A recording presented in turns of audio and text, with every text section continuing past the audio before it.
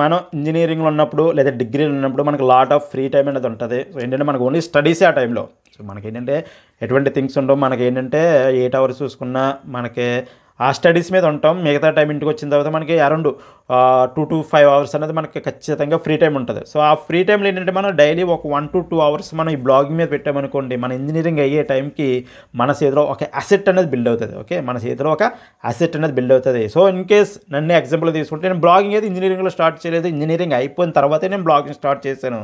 నాకు ఇంజనీరింగ్లో ఉన్నప్పుడు బ్లాగింగ్ అంతలాగా ఐడియా లేదు. సో కాకపోతే ఏంటంటే నేను ఇంజనీరింగ్లోనే చేసిన ఒక గుడ్ థింగ్ ఏంటంటే, సో ఇంజనీరింగ్ ఫస్ట్ ఇయర్లోనే ఇంజనీరింగ్ ఫస్ట్ ఇయర్లోనే మాకు ఏంటంటే ఇంట్రడక్షన్ టు ఇంజనీరింగ్ క్లాసెస్ అనేది జరగడానికి మాకు 1 month టైం ఇచ్చారు. ఆ 1 month టైంలో ఏంటంటే మాకు డిఫరెంట్ లెక్చర్స్ ఇచ్చేసి వీడియో కోర్సెస్ ఇచ్చి ఆ వీడియో కోర్సెస్ చూసి సో ఇంజనీరింగ్ మీద ఒక ఓవర్వ్యూ తెచ్చుకోవడం కోసం కోర్సెస్ ఇచ్చారు. ఆ టైంలో నేనంటే ఆ పర్టికులర్ వీడియో కన్జ్యూమ్ చేసుకున్న తర్వాత నాకు కొంత ఫ్రీ టైం ఉండేది.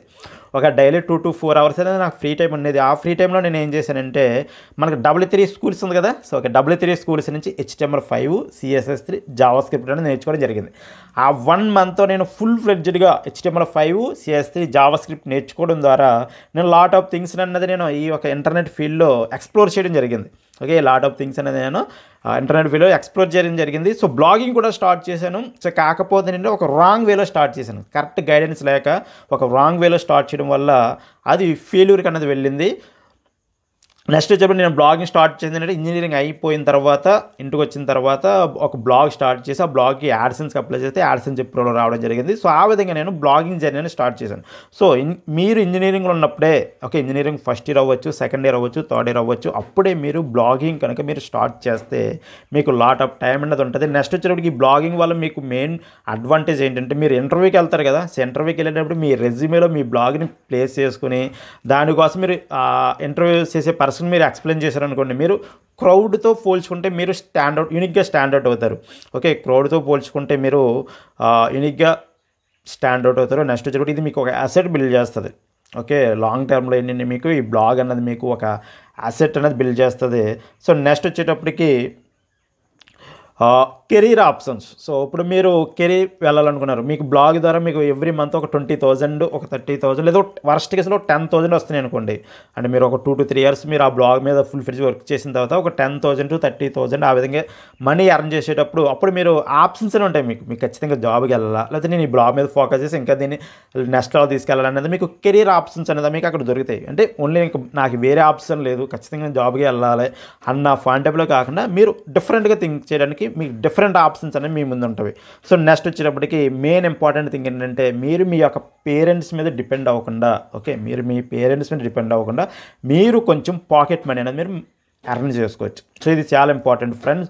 సో ఏంటంటే మీరు మీ యొక్క ప్రతి చిన్నదానికి, ప్రతి చిన్న అవసరానికి మీ యొక్క పేరెంట్స్ మీద డిపెండ్ అవ్వకుండా మీరు మనీ మేక్ చేయడానికి మనకు బ్లాగింగ్ అనేది హెల్ప్ అవుతుంది. సో ఓన్లీ బ్లాగింగే కాదు, మీరు ఫ్రీలాన్సింగ్ చేయొచ్చు, లేదా యూట్యూబ్ ఛానల్ స్టార్ట్ చేయొచ్చు, లేకపోతే బ్లాగింగ్ అనేది చేయొచ్చు. ఓకే, సో ఈ థింగ్స్ మీరు ఇంజనీరింగ్లో ఉన్నప్పుడే మీరు ఈ థింక్ చేస్తే సో లైఫ్ అన్నది బెటర్గా ఉండే ఛాన్స్ ఉంటుంది. సో నెక్స్ట్ ఏంటంటే నేను ఐగా రికమెండ్ చేసేది ఏంటంటే స్కిల్స్ అనేది ఇంప్రూవ్ చేసుకోండి. సో ఏదో ఒక స్కిల్, మీరు మల్టిపుల్ స్కిల్స్ నేర్చుకునే అవసరం లేదు. ఏదో స్కిల్, మీరు in case computer science students అయితే ప్రోగ్రామింగ్ బాగా నేర్చుకోండి. ఓకే, ప్రోగ్రామింగ్ బాగా నేర్చుకోండి. నెక్స్ట్ వెబ్సైట్స్ క్రియేట్ చేయడం బాగా నేర్చుకోండి.